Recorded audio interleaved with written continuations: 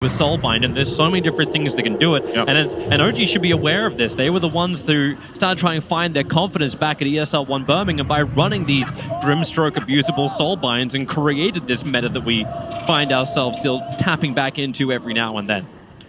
Yep. This does not look very similar to most of OG stuff from the past, though. If you were watching OG at TI8 and you haven't been watching too much Dota this season, OG have barely played these heroes all year. They started playing the Carry Wisp just here at TI9. They've played a little bit of Elder Titan on Jerax and a little bit of Rubik, but this time it's No Tail on the Elder Titan. Hasn't played that too much this season. Seen a little bit of Omni Knight, but Thompson, Bristleback, like it's not like they've never played the heroes, okay? But it's not the bread and butter OG that you would have seen earlier, and they're really good at adapting and coming up with new cool strategies. So, looking forward to seeing how they pull this off in this game. The battles for the runes. Newbee is able to at least grab 2 of them. They couldn't grab the top one. Snaking was trying to contest No Tail for it. Did he actually send his boar over? Yeah, he destroyed the last one. Yeah, so it's only 2 runes going the way of Newbee, 1 the way of OG. That could have almost been 3 for 0 if I love how all No these Tail didn't get the rune. Like we had an undisclosed person who was up here before, but all the goofy flags is all the icons of OG that they're running, and it's just like every different pose that Goofy can actually take. OG, as they said, like mental kind of play against almost everybody. Warfare. Yeah, No Tail, that's a lot of damage he's taking up on top lane, snaking an MSS. They put the Soul Assumption into him already. Obviously, Anna's going to give the regeneration. And this is the lane that we have seen OG abuse during the group stage as well. The ET, who could just get so much damage from these ET spirits. Even like in a dual lane, it's enough. So he runs back in with now plus 55 damage at level 1 and just wants to beat the crap out of the support. But it's just fueling MSS with the Soul Assumption, as long as MSS has the sustain. Yeah, I think OG would like to trade with MSS as much as possible because he's low on regen in the lane. He hasn't brought too much stuff. No mangoes, because he wants to go for this quick Bassi. And I would imagine he will use the Courier soon to get up some mana here, because Visage without mana in lane is really terrible. It's one of the weakest heroes in Dota when it has low resources in lane, just not very good damage, weak animation, bad armor. And yeah, you got to play on that mana, especially as a support. I want to also just keep a side eye on that mid lane. CCNC versus Thompson. We just go to the Grand camera. We never move away from mid lane. CCNC, he's already 9-3 up against the 5-0 Thompson, who's got an extra little bit of a wave coming his way, though. But CCNC actually got a nice toss back onto Thompson, so he took some damage from the Tier 1 tower. Maybe not exactly what Thompson was looking for, but it does just make you think a little bit more about how the positional play is going to be coming in here from OG. How can you actually fight against Newbee and actually win a positional battle? Obviously you have an IO, but getting slowed up or controlled up by Grimstroke with the stuns that come from him, open wounds, you got another slowdown through the Grave Shield, you got Beastmaster Roar, Tiny Toss, Avalanche, like it just seems to just be coming in spades for Newbee when it comes to control. The key hero of the strategy for OG is actually Omni Knight, that we haven't talked too much about, because he's the true enabler of the lineup. He needs to hard dispel the Roar. He needs to protect the IO or the Bristol, whoever is the carry of the game. We'll have to wait and see who becomes the true carry of it. And yeah, he is what is going to keep the fights together. Because if they don't sustain long enough, they can just get killed off by burst. Really thinking about diving CCNC. He's got 3 Quill Spray stacks up top. He's going to come underneath the Tier 2 tower and maybe a little bit too deep. Is there any support that wants to TP over? CCNC feels like he can go back in for a little bit more. Hit him with the tree. Thompson's so low, but CCNC still with the 3 Quill Spray stack. The tree toss. It's so much damage, but not enough. 29 HP. And CCNC has to move to the north side of the tower. This is why we always keep our eyes on mid. Well, Thompson's trying to deny himself to this neutral camp. CCNC's coming over. He's got toss available, but all right, Alphas win. That's a long death timer, though. He's down for 25 seconds. CCNC right now, I think, should be nuking out this wave and suicide to the tower. That way, he gets all the experience in gold here and gets back to lane with full resources. I hope he's going to make this exact play. He's buying a bottle. And I think he's just going to kill himself. Yes, perfect. This is the best play he could make. Thompson fortified, probably just to make sure that CCNC can't get every single CS there. No, it's just one. Yeah.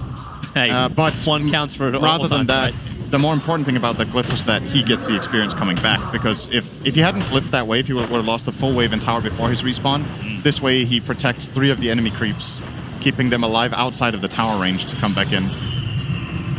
I love the way the glyph has evolved since it got implemented. Like, people have got more and more creative with how to use it and what it can actually contribute to the laning stage. Outside of the obvious intended way it was implemented originally, which was to protect towers, since it started affecting creeps, you can do a lot of cool things with it.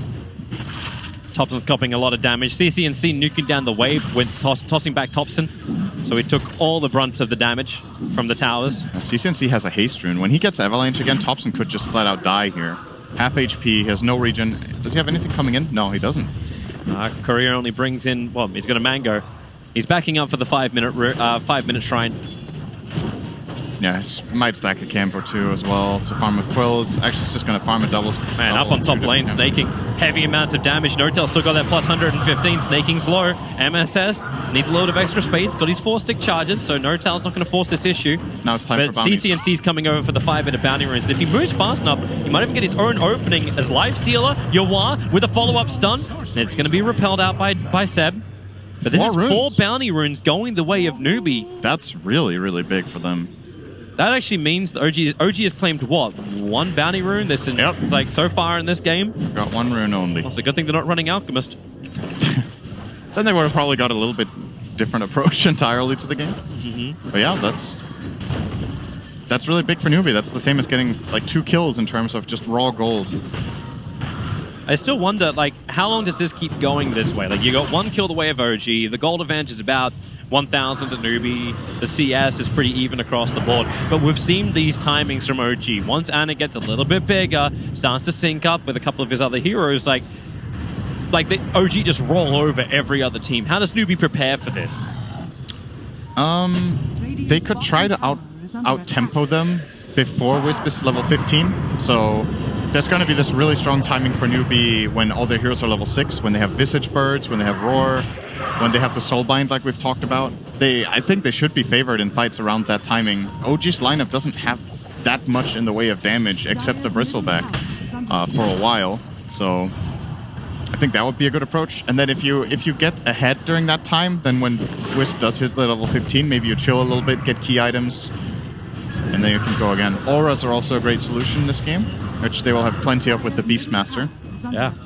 So armor auras are really good against the Bristleback. Not so good against the IO, of course, but maybe you can buy a pipe. They're ganking up on top. At the same time, Notel and Ana are coming into the tier 1 tower. This smoke maneuver from Pylai Dai and CCNC. This could be really punishing. If they can kill off Ana at the beginning, he tethers back. Actually, Notel's the one being slowed down. CCNC, he really wants to kill off the IO. He doesn't want the ET. Ana is the primary target, number 1. Notel puts him to sleep. CCNC moves just out of range for it, and he'll come back in with the stun. But no, Ana tethers away to safety. Now Notel brings in this plus 160 damage to dissuade Newbee.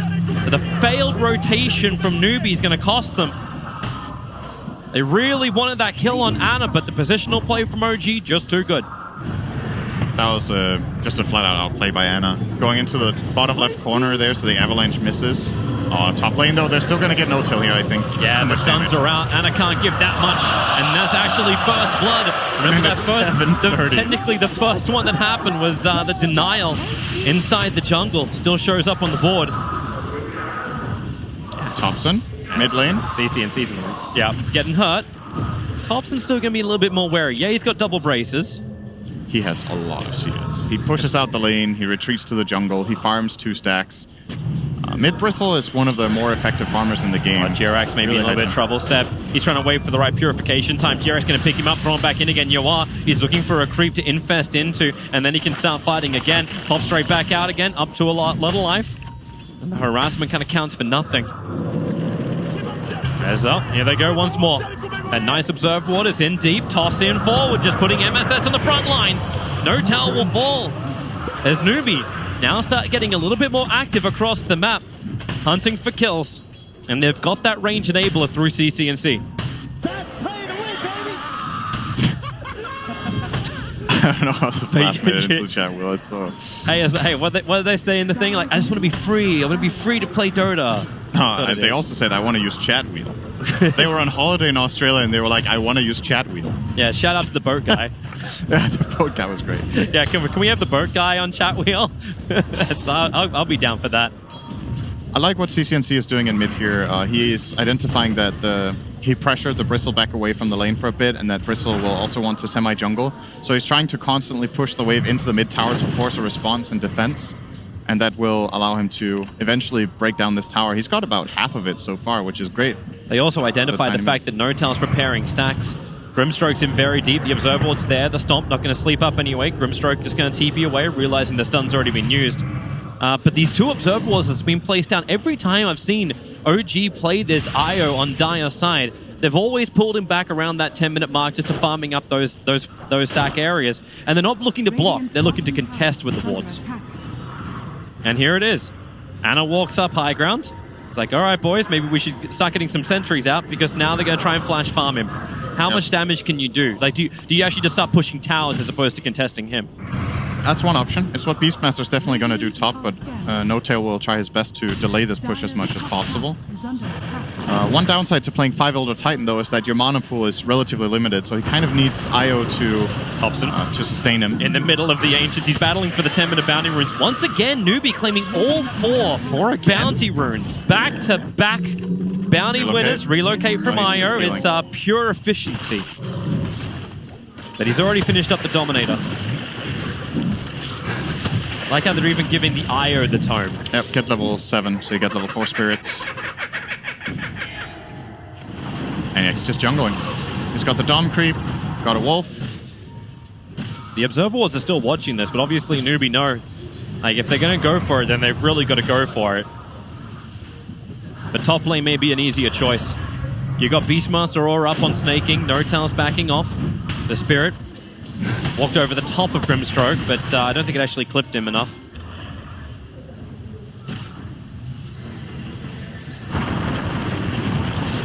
Doesn't look like OG are too interested in trying to even defend that tower. No. They're looking for a play of their own bottom. They have siege creeps. They've brought down the Bristle back, so I think we're going to see a 1-for-1 tower trade here with CCNC still trying to push out mid and getting whatever damage he can on that tower. Such a hard hero to go on bottom lane, though. Like, Yawa's not going to go down. Like, that's still a lifesteal. His Infest is down, and looks like GRX, you'll be able to steal Rage, that's all. So tier 1, as you said, for a tier 1 tower, straight trade-off. Anarchy's moving out of the jungle to ensure the tier 1 tower remains alive in mid. But with this movement up from Newbee, one, they'll get the D-ward on the Dire Obs if they see it as they walk past, which they definitely should. It's in range of the sentry. They're going to get rid of it quickly because the rest of OG is coming. No-Tail and Ana trying to work with the Alpha Wolf, even shrining early up. But the Familiar Birds are ready to fight.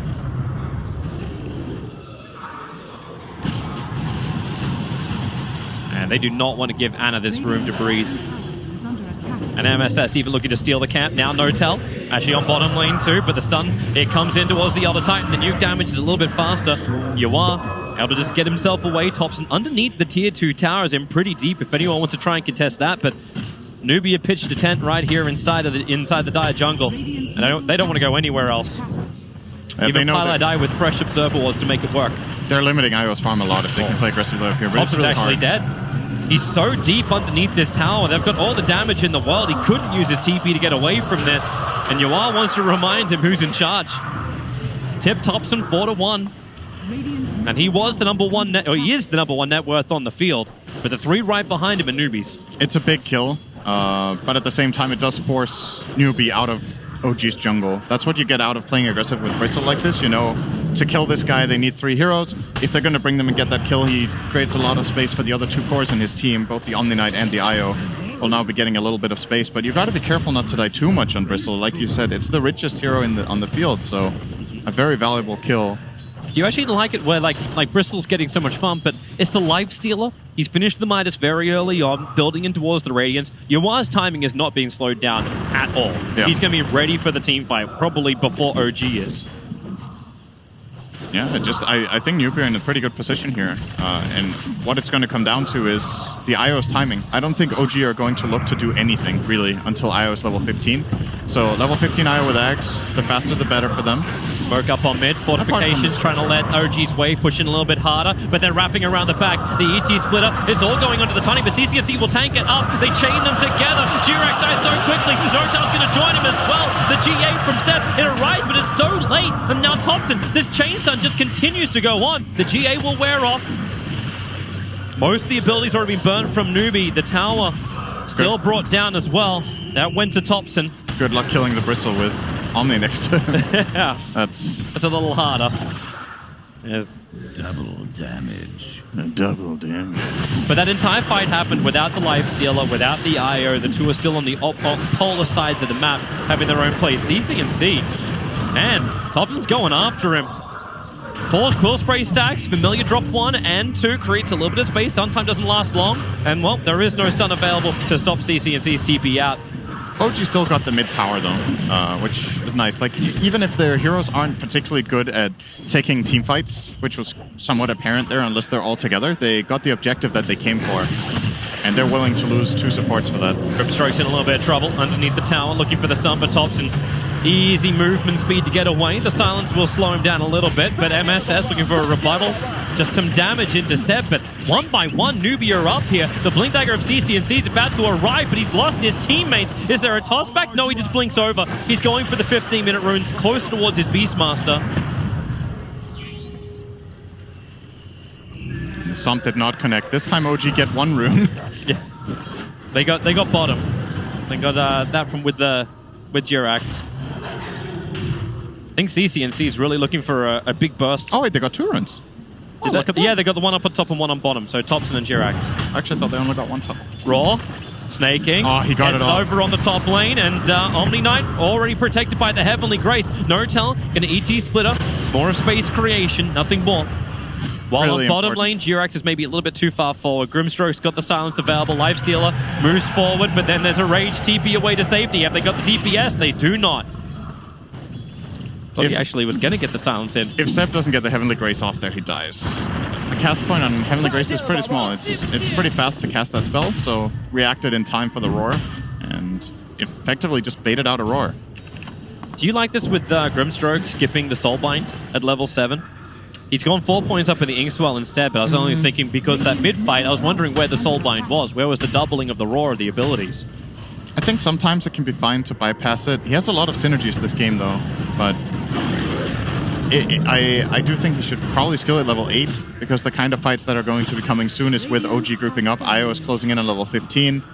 Newbie should know what's coming their way then, and the Soulbind can be the difference maker. Soulbinding IO to another hero, limiting IO's mobility, which is really high, of course, by being tethered to the Dom creep, is going to be really useful.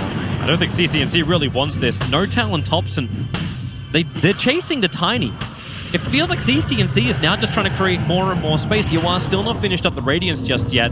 Pylai Dai is going to have some issues inside the Dire jungle. Maybe he can deny himself up to the Ancients. This is kind of his hope, but it won't happen. Anna will claim his first kill of the game, and with that, the Aghanim Scepter is done 17 minutes in. Trade-off will be the Tier 1 tower in mid. No fortification to stop that. Just the ET stomp to slow it down. It's a good spell still from Jerax, by the way. This is super useful for the next 3 minutes. I don't know if there's anything he wants more than this. Maybe if he can steal Roar after using Inkswell, it can give them a fantastic fight. But Inkswelling a Bristleback that's tethered basically hastes him almost, and that's dangerous. This is the time that Newbee will be properly tested.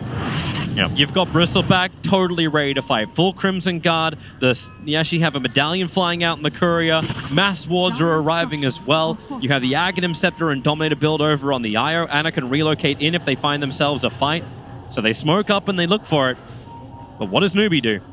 They hide out. In fact, they then move their own smoke down to bottom lane. They're chasing Anna in the trees, and they need to stop that. They need to actually stop the relocate. They're able to do so. The silence arrived in time from Pylai Dai, and Anna totally controlled. He moved his Dominator creep back so he can potentially tether away to safety, but that won't happen. But Anna loses his life. What's the rebuttal? With always OG, there's a trade. It's the Tier 1 tower top. Yep. And there's no way they defend that from Newbee, but they're buying time, right? They need to get this Lifestealer his Radiance. Yep. Lifestealer has not really been much of a hero this game so far, as it usually is when you go the Radiance build. You need that time to build up.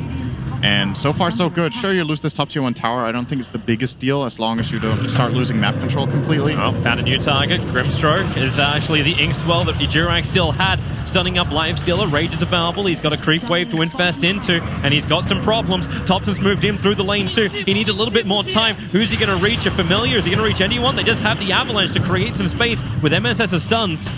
Up they go. Toss them away. Shrine's still on cooldown for the moment. But Yawar can get live straight out of the jungle. They have to keep him alive. 4.5k gold on Yawar. And OG, they could Roche really soon. Are they actually... They're going in. They have Medallion, so why not? Alpha Wolf's there too. Medallion, Goo, Wolf. Yep. It's a quick kill. Wow, that's faster than I thought it would. So I knew it would be pretty fast. Newbee can just go for a trade then. It's the tier 1 tower on bottom lane for Roshan, that's all. But now it gets dangerous. I think OG will try to maybe even high ground with this, because they've hit this like insane timing now. Either they high ground now or they wait for the heart, which is probably going to take longer than the Aegis unless Ana has some ridiculous kill streak coming his way now. So... they're chasing CCNC. This Blink's on cooldown. Pilot Eye's nearby. He'll give a little bit of extra help, but T-Rex has the toss available. Doesn't even get the stun off through the Ink Swell. Pilot Eye's TP out. Takes a little longer, but he'll be away. So only chip damage into the tier 2. And Yawar gets away with the bounty rune. Radiance is flying over. He'll send that straight back as he rage TPs away to safety.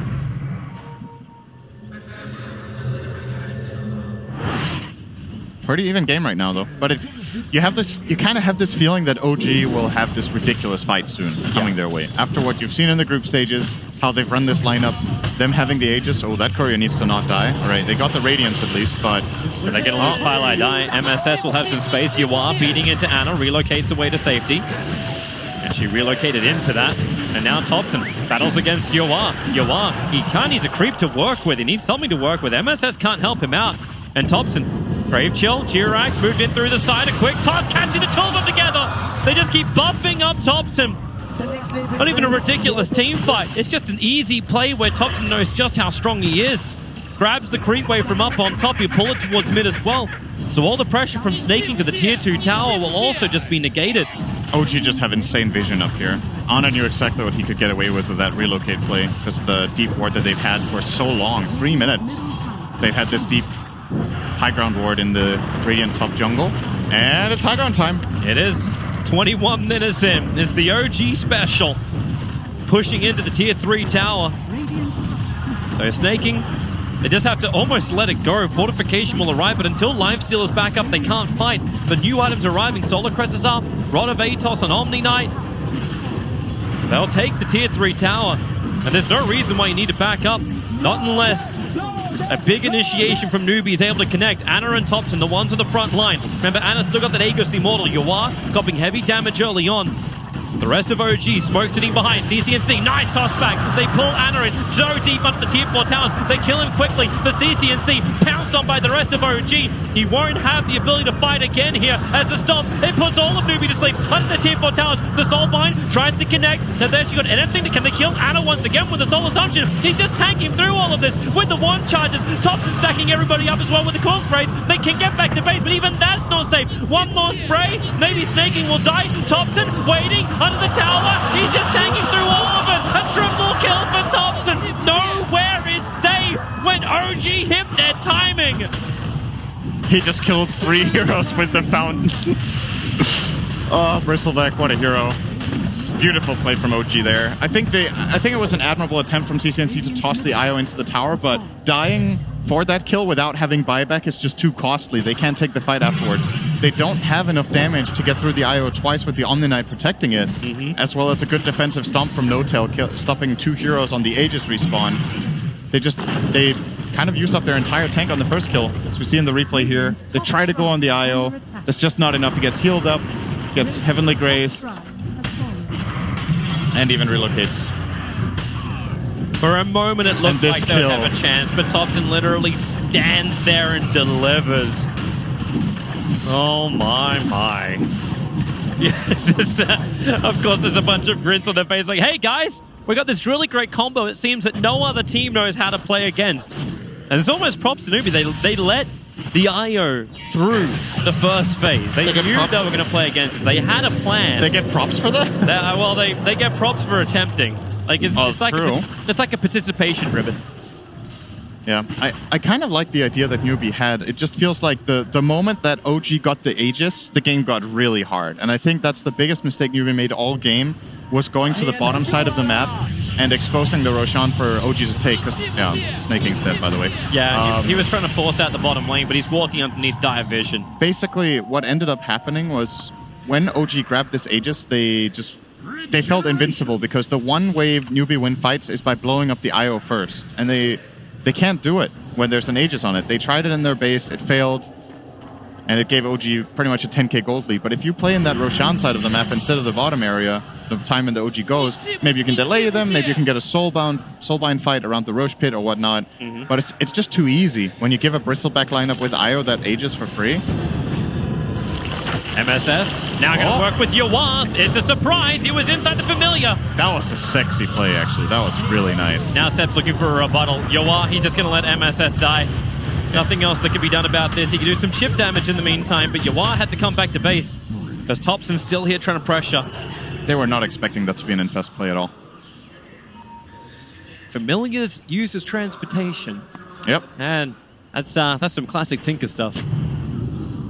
Everywhere on the map you can go. OG is still going to get 4 bounties. The game has still been played at their pace for the last 5 minutes, so sure, this Ana kill, it's nice and it looked cool, but you're not progressing the game really. You have to push out your mid lane. Well, maybe they'll catch Seb. Need to find a new target. Access to fly out. Oh, Snaking. Does he want to roar on that? Probably not. Pylite dies. Think he better slow down. Instead, Snaking. Another bore up. CCNC. It's the Avalanche. Support's coming in. OG, they have chased way too far here, Newbee. OG owned a tier 2 tower. They have friends to help them out. The Soulbind connecting OG together. The Roar catching 2 Respect being pushed around to the side. But man, the Stomp from Notel, they just create more and more space. And where is this damage that Newbee was meant to have? It's not there. They should probably be very happy that the only person they lost was CCNC. Yeah, that could have gone a lot worse. The Omnia was just too fast with the phase boots. They just chase and chase too. Phase boots and drums. They eventually caught up to him, but they couldn't even get the toss back. Yeah, now Roar and Soulbind is down. You got a 50-second to a minute window of opportunity for OG to pressure in through bottom. And no Aegis Immortal, but they're about to get, with the Tower Death, it's going to be the heart on IO. Yeah, in the upcoming fight, the IO either had heart or a buyback. That's something else to keep in mind. Sure, maybe you don't have an Aegis, but you can still buyback relocate. Similar to how OG played their Spectre last year. They love playing this hero that can buyback and reconnect to the fight. And this is the only other hero in the game they can put on except Nature's Prophet. Maybe that's the next one he'll play carry. Who knows? But yeah, he's getting the heart. This kill is ridiculously difficult to jump perform. in, toss back. They found themselves a target, but Bristleback with a fresh Assault Cuirass. That's a lot of life and armor they have to get through. Yawaz giving it a shot. OG have come in deep. CCNC once again just stunned up and controlled from the back line, trying to create more space. He'll be the first one to die here. The Roar is finally out, but for what avail? Nothing is really going here. And Thompson, he's the man that's going into the fountain once again. Bathe in the glory of the Radiant. Thompson, he just does not give a crap. Anna will give all the life. This is just fountain farming. Gee, you got it. This is soul breaking. GG. Okay. GG. Message has been sent. You weren't home, and we smacked through the door and delivered it anyway. What is that? Oh man, that's my favorite moment of the game. Pylite die with the OK GG. Oh man. OG always have these quirky strats. Honestly, I think this will be the last game of the tournament they get IO. Yeah. I'm pretty convinced. Yeah. It's not because the hero is unbeatable or uncounterable, but OG just have these they have these multiple different weird strategies that they can run with it, and you'd probably rather not worry about it. Similar to how, thinking back at TI5, AOI's techies, it's like one of those off-brand heroes. You're like, you haven't practiced very much against this playstyle with a core Wisp, so it's probably just safer to, you know what, we're going to give OG something else that they're comfortable with. We'll get rid of the IO to play a more normal game of Dota that we're used to. Because, you see, this Bristleback Omni combination, like, what are you going to ban, right? If they can run this IO core with 5 different cores in their lineup, you're not going to be able to prevent them from getting some sort of strategy like this. Yep, they hit that timing every time. OG, it just keeps working and